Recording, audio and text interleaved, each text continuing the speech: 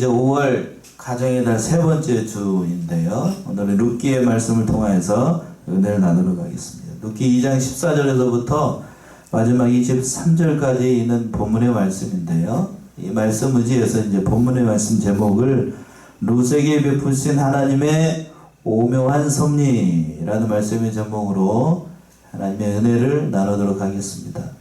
제목을 한번 따라서 해보실래요? 룻에게 베푸신 하나님의 오묘한 섭리. 섭리. 하나님의 오묘한 섭리가 잘 드러나는 그런 본문의 말씀인데, 오늘 본문의 말씀 보게 되면 이 보아스의 큰 호의로 그의 밭에서 이삭을 주었던 이 룻이 집에 돌아와 가지고 시어머니 나오미와 그 나누는 대화의 한 장면입니다. 그래서 지금 룻은 저녁 무렵쯤 돼가지고 자기가 주운 그 이삭을 가지고 집에 돌아와서 나오미에게 보이고 그것으로 정성껏 시모를 공경하였던 거예요.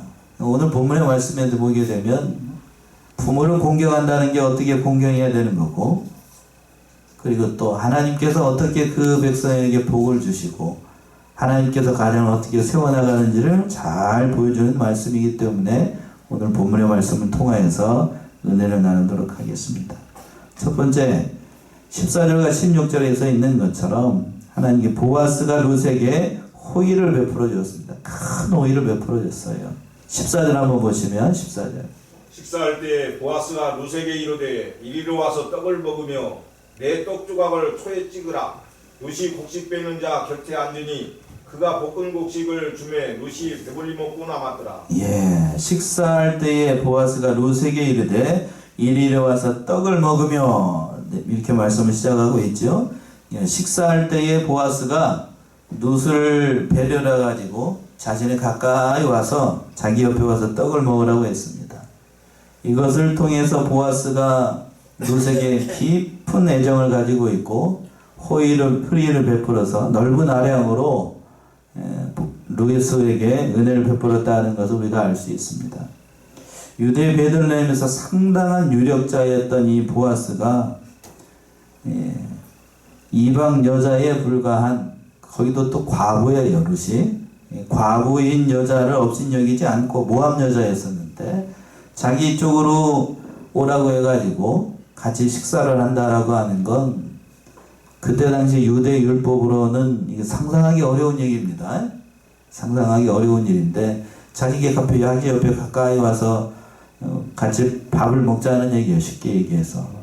그러니까 얼마나 큰 배려를 한 거고 큰 호의를 베풀었는지 우리가 잘 알 수 있는 대목이에요. 그러면서 또 뭐라고 그랬냐면 내 떡 조각을 어디에 찍으라고요? 초에 찍으라.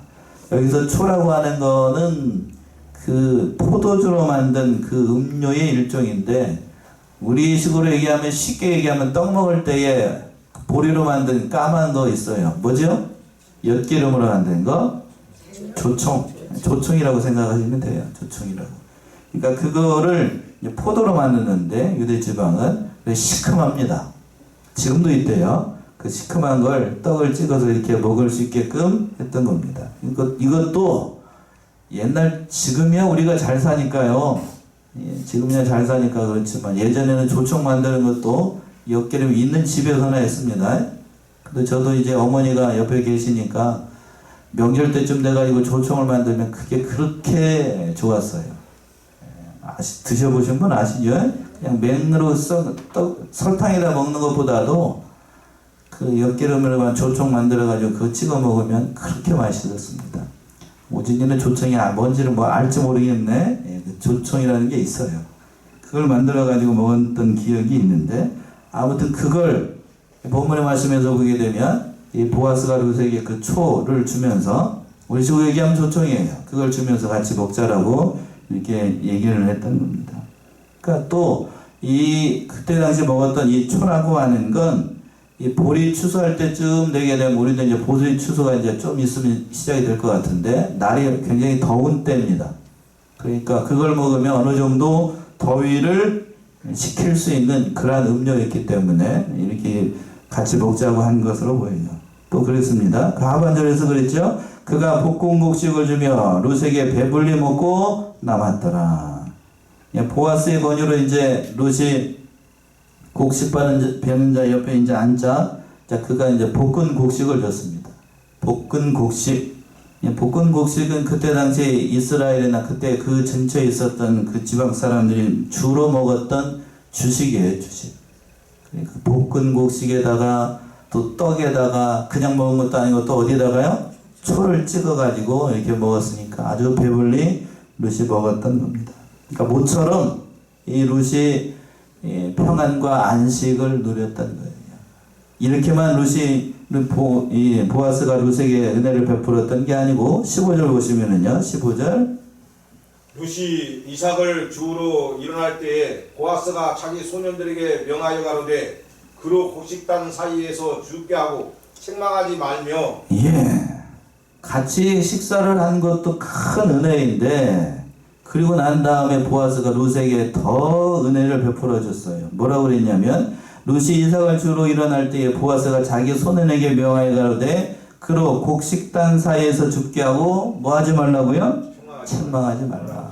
그러니까 보아스는 이제 보아스가 허락을 해가지고 룻이 이제 곡식단 사이에서 이삭을 죽게 될 것인데 이 사실을 잘 모르는 소년들, 종들이죠, 종들. 쉽게 얘기해서 그 종들이 혹시라도 룻을 책망할 수 있으니까요. 거기에는 뭐 종들이 다 좋은 종들만 있는 게 아니고 종이 많았겠죠. 큰 유력가니까 다 종이 있는 모든 사람 있는 앞에서 이렇게 주인이었던 보아스가 종들에게 명했던 겁니다. 이방 여자라고 이방에서 온 여자라고 업신여기지 말고 또 해코지하지 말고 또 나무라지 말고 또 문문의 말씀 그대로 책망하지 말고 잘 대해주라고 이렇게 권면을 했던 거예요. 참 귀한 사람이에요. 이렇게 하기가 참 쉽지 않은데 여기서 끝나지 않고 또 16절 보시면 16절 또 그를 위하여 줌에서 조금씩 뽑아내 버려서 그로 죽게 하고 꾸짖지 말라 하니라. 또 그를 위하여 어디에서 조금씩 뽑으라고요? 줌에서 조금씩 뽑아서 버려라. 줌에서 조금씩 버리래요. 가난한 과부를 위해서 일부러 자선을 행하라는 거지요. 그러니까 특별히 이 보아스가 룻을 생각하고 이렇게 배려를 했던 겁니다. 이 곡식을 뽑을 때도 마찬가지예요. 곡식을 수확을 할 때에도 일부러 조금씩 남겨두라는 얘기입니다. 다 걷지 말고. 그러면 따라가면서 이제 누가 주워요? 룻이 그 곡식단 떨어진 걸 가지고 다 주술 수 있게끔 배려를 많이 했던 거예요. 그런데 여기서 보게 되면 보아스가 이러한 행동을 했을 때에 룻에게 어떤 대가를 바라고 한 게 아니라고 하는 거예요. 과부인 여자였습니다. 과부인 여자이니까 어떤 대가를 바라지 않고 어떤 기대를 바라지 않고 무조건적으로 자기가 가지고 있었던 물질을 가지고 큰 은혜를 베풀었던 거예요. 그러니까 이 보아스가 아낌없이 이 어려움에 빠져 있었던 과부 룻에게 이렇게 큰 은혜를 베풀었던 겁니다. 은혜를 베풀려고 하면 대가를 바라고 베푸는 게 아니라고 하는 거예요. 하나님께서 우리에게 은혜를 베푸시는 것처럼. 그래서 베드로전서 4장을 와보세요. 이렇게 말씀하고 있지요. 베드로전서 4장 9절에서부터 11절 누군가에게 은혜를 베풀 때 우리는 어떻게 베풀어야 될 것인가. 베드로전서 4장 9절에서부터 11절 서로 대접하기를 원망 없이 하고 각각 은사를 받은 대로 하나님의 여러 가지 은사를 맡은 선한 성기같이 서로 봉사하라. 만일 누가 말하려면 하나님의 말씀을 하는 것 같이 하고 누가 봉사하려면 하나님이 공급하시는 힘으로 하는 것 같이 하라. 이는 범사의 예수 그리스도로 말미암아 하나님이 영광을 받으시게 하려 함이니 그에게 영광과 권능이 세세무궁토록 있느니라. 아멘. 11절에서 그랬어요. 뭐라고 그랬냐면 만일 누가 말하려면 누가 말하는 것 같이 하고 하나님이 말하는 것 같이 하고 누가 봉사하려면 누가 공급하는 것처럼 하나님이 공급하신 힘을 하는 것 같이 하라. 그 위에 10절에서는 은혜를 받은 선한 청지기 같이 서로 봉사하라고 그랬어요. 그러니까 이 본문의 말씀 그대로 적용한다라고 하면 오늘 본문의 말씀에 있는 보아스는 선한 청지기 같이 하나님의 마음을 품고 룻을 배려하고 아무것도 없는 그러한 가난한 과부에게 큰 은혜를 베풀었던 거예요. 그러니까 그러면서 또 하반절에서 그랬죠. 16절 돌아가서 하반절에 그로 죽게 하고 또 뭐 하지 말라고 그랬어요? 꾸짖지 말라. 혹시라도 그 일꾼들이 그 룻에게 연약한 여자잖아요. 그리고 또 과부였습니다. 시어머니를 봉양해야 되는데 그 연약한 여자가 그 남의 집에 와가지고 이삭을 죽겠다라고 그 새벽부터 와가지고 일하고 있는데 혼주금 나게 되면 얼마나 힘들겠어요. 그것도 이방 여자인 모함 여자이고 유대 사람도 아니고 얼마나 그 정성이 가릿해요. 그러니까 그것을 꾸짖지 말라고 얘기를 했던 거예요. 그러니까 이러한 은혜를 베풀었던 보아스는 단순히 인간적인 동정이나 또는 숨은 저희가 있어서 숨은 의도가 있어서 이 보아스가 룻에게 이렇게 은혜를 베풀었던 게 아니라고 하는 거예요. 부모도 떠나고 룻기를 좀 아시는 분들은 그렇지만 알게 하시겠지만 부모도 떠나보내고 또 고국도 떠나고 시어머니 누구만 쫓아서 왔어요? 나오미만 쫓아서 이스라엘 유대까지 왔어요. 다 버리고 왔습니다. 다 버리고 오직 신앙 하나만 바라보고 나오미를 쫓아왔어요. 그게 너무 귀하고 귀하니까 하나님께서 보아스의 마음을 감동을 시키셨고 이런 큰 은혜를 베풀게 했던 겁니다. 이 보아스가 룻에게 베풀었던 이러한 은혜는 장차 누가 받을 은혜일까요? 바로 보아스 자신이 받을 은혜이기도 하고 우리가 장차 하나님의 나라에 갖게 되면 하나님으로부터 받게 될 모든 완전한 보상을 얘기를 하는 거예요. 그러니까 우리에게 어떤 자격이 있어서 하나님으로부터 우리가 구원의 은혜를 받고 이 세상 살아가는 게 아니라고 하는 거예요. 룻이 뭐 잘한 게 있나요? 아무것도 없어요. 오직 뭐만 있었지요? 시어머니를 쫓아온 뭐만 있어 가지고 있었어요? 믿음만 가지고 있었더니 하나님께서 필요한 것을 누구를 통하여서? 보아스를 통하여서 아낌없이 다 줍니다. 그러니까 여기서 우리가 깨달을 수 있는 건 우리에게 뭐만 있으면? 한 사람만 대답을 하시네. 뭐만 있으면? 믿음만 있으면 누가 다 채워주세요? 하나님이 필요한 건 채워주십니다. 그게 하나님이에요. 하나님이 우리에게 많은 걸 바라는 게 아니라고 하는 거예요. 그러니까 이 보아스에게 보아스가 룻에게 호의를 베풀었던 것도 결국 누구를 보여주는 거냐면 하나님께서 이와 같은 은혜로 너희를 살피고 계신다는 사실을 보여주고 있었던 겁니다. 그래서 그 받은 은혜로 두 번째 17절에서부터 19절에서 보시면 그 자기가 받은 은혜로 말미암아 룻은 어떻게 행동을 했는가? 룻이 시어머니 나오미를 성심으로 공개를 했습니다. 참 이게 참 귀한 것 같아요. 17절 보시면 17절 룻이 밭에서 저녁까지 죽고 그 죽은 것을 떠니 보리가 한 에바쯤 되는지라. 예, 룻이 밭에서 저녁까지 죽고 그 죽은 것을 떠니 보리가 몇 에바요? 한 에바쯤 되었다. 그 죽은 것을 떠났다. 빈손으로 밭에 갔던 이 나오미가 저녁쯤 돼가지고 돌아갈 때에는 타작이라고 부를 만큼 정도로 많은 곡식을 얻었다는 거예요. 그 떠든 양이 얼마큼이냐면 보리 한 에바쯤 됐다고 그랬습니다. 한 에바쯤 됐다는 얘기는 뭔가 하면 이렇게 쓴 이유가 있는데 원문을 보게 되면 이게 참 잘 나타나게 되는데 사람이 거둘 수 있는 하루 동안 이삭을 주어서 거둘 수 없는 놀라운 양이었다는 뜻이 담겨 있어요. 그러니까 한 에바라고 하는 거 그러면 궁금하잖아. 한 에바가 얼마쯤 되냐면 성인이 하루 동안 필요한 곡식을 그 성경에서 보게 되면 오멜이라고 했는데 그 오멜의 10배가 한 에바입니다. 이렇게 얘기하니까 감이 잘 안 오죠? 예. 그러니까 뭐냐면 현대의 그 도량으로 계산을 해보면 한 에바는 한 사람이 약 22리터 정도 돼요. 22리터 우리 대박으로 치면은 한 12대 정도. 12대. 예, 12대 정도 되는 거예요. 그러니까 22리터니까 저기 뒤에 보게 되면 그 석유 말통이 20리터거든요. 그죠? 20리터가 조금 더 되는 것도 있고 덜 되는 것도 있는데 그러니까 22리터면은 대박 그 말통으로 하나에다가 2대박이 더 되는 거예요. 넘치도록 하나님께서 은혜를 주신 거예요. 주어가지고는 이렇게 하루에 금할 수 없어요. 그러니까 룻과 나오미 둘이서 먹는다고 가정을 한다라고 하면 약 5일 정도, 적게 먹으면 일주일 정도 먹을 수 있는 양을 며칠 사이에 하루에 주었던 겁니다. 그러니까 하나님께서 큰 은혜를 베풀어 주셨던 거죠.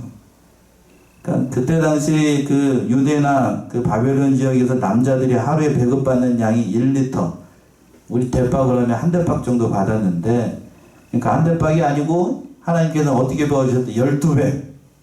12배를 하나님께서 줍도록 이 룻에게 은혜를 베풀었던 거예요. 그러니까 이러한 은혜를 베풀었던 건 세 가지가 가르쳤기 때문에 그런 거죠. 첫 번째는 하나님이 은혜를 베풀어 주신 거고, 두 번째는 보아스가 무조건적으로 어떤 대가를 바라지 않고 큰 호의를 베풀어서 인애를 베풀어 주신 거고, 그리고 또 한 가지 사실은 룻이 성실하게 그 일을 잘 감당했기 때문이에요. 이 중에서 하나라도 빠지면 이렇게 많은 걸 얻을 수가 없어요. 세 가지요. 첫 번째는 하나님의 은혜였고, 두 번째는 또 누가 은혜를 베풀어야 돼요? 보아스가 그 큰 호의를 베풀어야 돼요. 그리고 마지막으로 세 번째는 룻이 성실하게 일을 했어요. 그러니까 큰 은혜를 베풀었던 겁니다. 그리고 난 다음에 18절 보시면 18절. 그것을 가지고 성읍에 들어가서 시므에게 그 주운 것을 보이고 그 배불리 먹고 남긴 것을 내어 시므에게 드리매. 예, 그것을 가지고 성읍에 들어가서 라고 되어 있는 거 보게 되면 룻이 이삭을 주었던 그 밭하고 그 베들레헴 성읍하고는 좀 거리가 있었다는 것을 알 수 있죠. 거기에 들어갔습니다. 근데 그 주운 것을 가지고 누구에게 줬냐면 중반절에서 그랬습니다. 누구에게 줬어요? 시므에게 주운 것을 보이고 라고 되어 있어요. 집에 돌아온 룻은 양손 한가득 주워온 그 곡식을 누구에게 줬다고요? 그냥 엄마도 아니고 무슨 엄마? 시어머니. 여러분들한테 물어봐야 되겠다. 자기 엄마에게 주고 싶어요? 아니면 시어머니에게 주고 싶어요? 예. 그냥 어머니 아니에요? 자기 어머니가 아니고 시어머니라고. 시자 들어간 어머니. 시자 들어간 어머니. 그걸 또 보여줬어요. 모압에서 베들레헴으로 돌아온 이후에 이 나오미가 지금까지 가난하게 살았는데 먹고 살기 참 힘들었어요. 근데 딸보다도 귀한 그 자부가 며느리죠, 며느리. 며느리가 아침 새벽부터 나가더니 보아스의 밭에 가가지고 그 가지고 온 음식, 그 곡식을 다 해가지고 자기에게 딱 보여주는 거예요. 시므 나오미가 받았을 은혜가 어땠을까요? 여러분 한번 생각해 보세요. 늙어가지고 집에서 아무것도 제대로 먹어본 적이 없는데 그 어린 룻이 가가지고 남의 밭에 가가지고 그 많은 곡물을 가지고 오고, 또 뒤에 가서 보게 되면 뭘 가지고 했냐면 그 배불리 먹고 남긴 것을 누구에게 줬다고요? 시어머니에게 줬어요. 배불리 먹고 남긴 것이라고 하는 건 앞에서 뭐였죠? 앞에서 뭐였어요? 10 몇 절인가요? 14절에서 그랬죠? 볶은 곡식하고 또 어떤 걸 가지고 왔다는 거예요? 뭘 찍은 거? 소에 찍은 떡을 가지고 왔다는 거예요. 누구를 위해서? 시어머니를 위해서. 거듭 얘기합니다. 그냥 어머니 아니에요. 시어머니를 위해서. 시어머니를 위해서.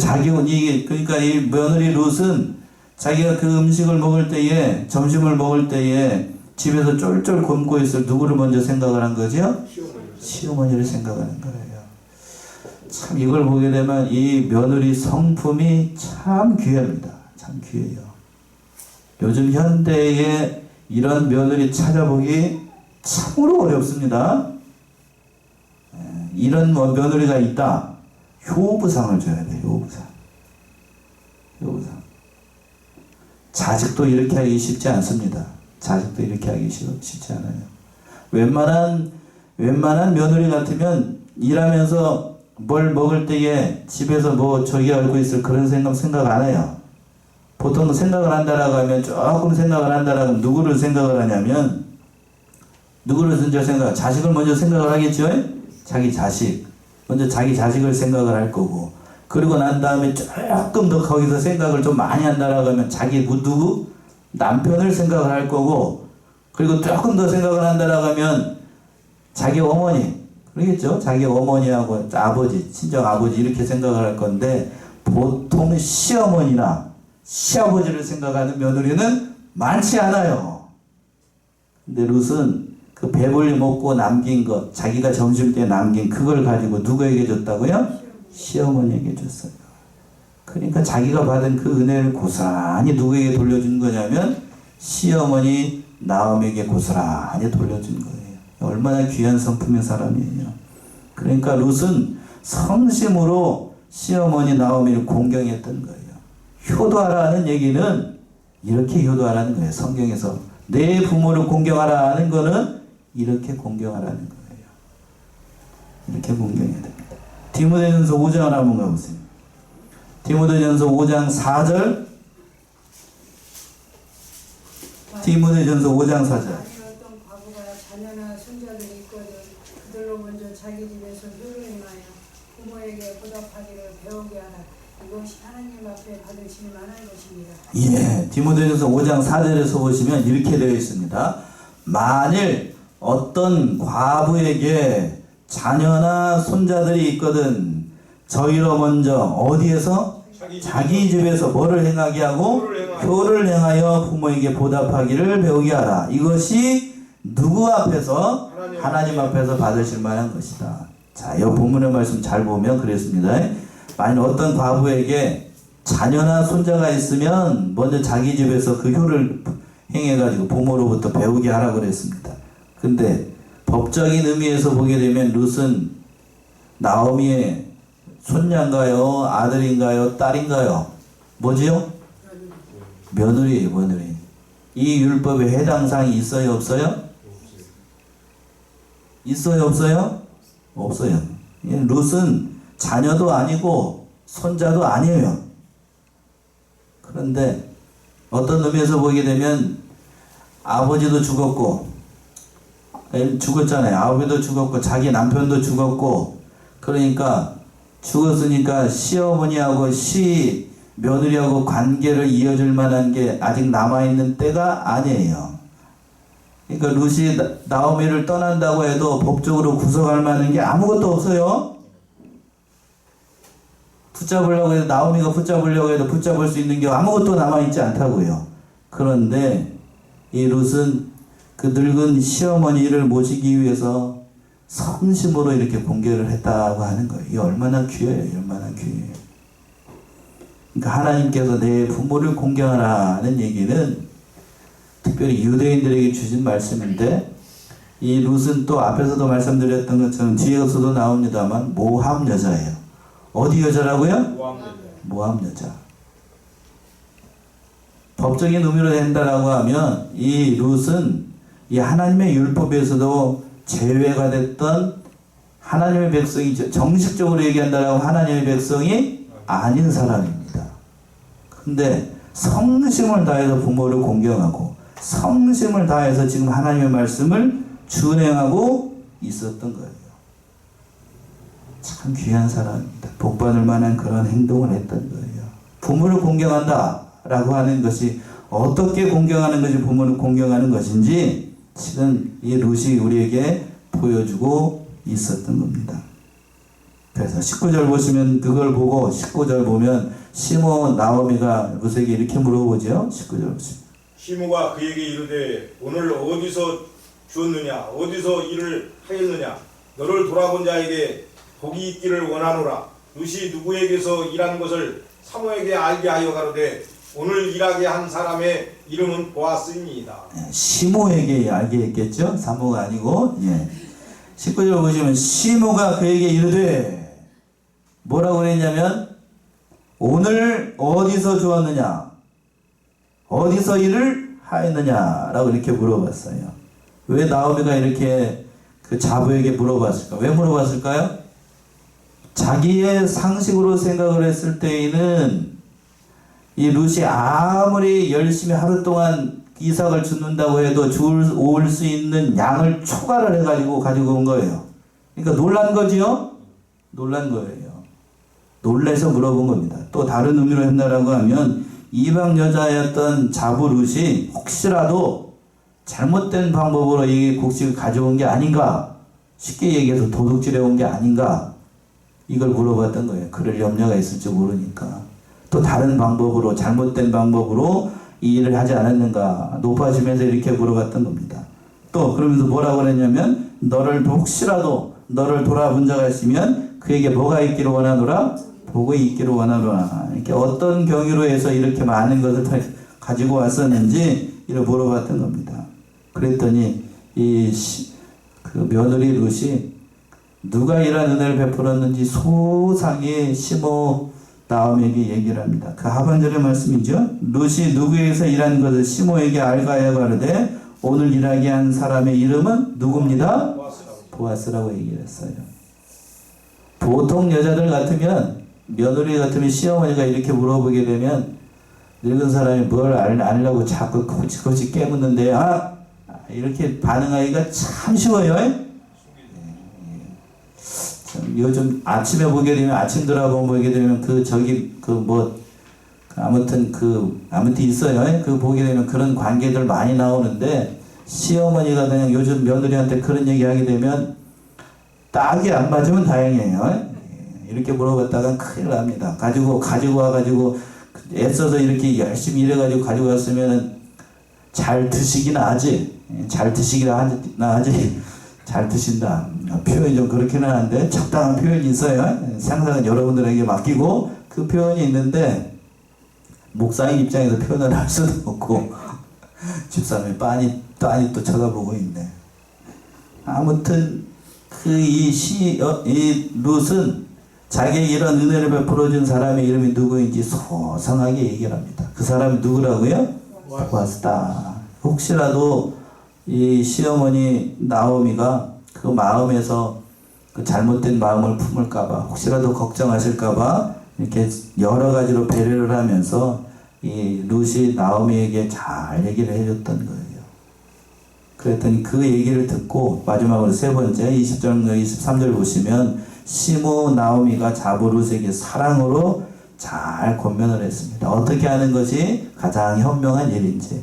20절 보시면 20절 나오미가 자부에게 이르되 여호와의 복이 그에게 있기를 원하노라.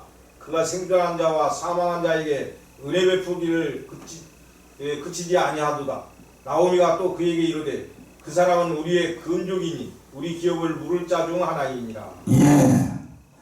나오미가 자부에게 이르되 여호와의 복이 그에게 있기를 원하노라. 시모 나오미가 룻을 도와준 사람이 보아스라는 걸 알고 하나님께서 그에게 복을 주시기를 원한다라고 기도하고 감사한 마음으로 하나님 앞에 기도했던 거예요. 그래서 보면서 뭐라고 그랬냐면 그가 생존한 자와 사망한 자에게 은혜 베풀기를 그치지 아니하노다. 이건 보아스가 살아있는 나오미와 그리고 룻에게 선대를 하는 것뿐만 아니라 이미 죽은 자기 남편 엘리멜렉하고 자기 아들들에게도 선한 마음을 품고 여러 가지로 도와줬다는 것을 얘기하고 있는 거예요. 그때도 우리에게 남편이 있을 때에도 우리에게 선하게 잘 대해주더니 남편이 죽고 난 다음에도 이제 나오미하고 룻밖에 남지 않았는데 이 모든 은혜를 베풀어 주니 이 또한 참 귀한 은혜다라고 이렇게 고백하는 그런 대목이 담겨 있는 거예요. 그리고 난 다음에 그 하반절에 있는 것처럼 그 사람은 우리 근족이니 우리의 기업을 물을 자 중 하나이다. 나오미가 기쁨으로 그 사람이 보아스라는 얘기를 듣고 그 사람은 우리의 기업을 물어줄 자 중에 하나다 라고 이렇게 나오미가 룻에게 얘기를 해줬던 거예요. 그래서 기업을 물은다라는 얘기에는 두 가지 의미가 담겨 있습니다.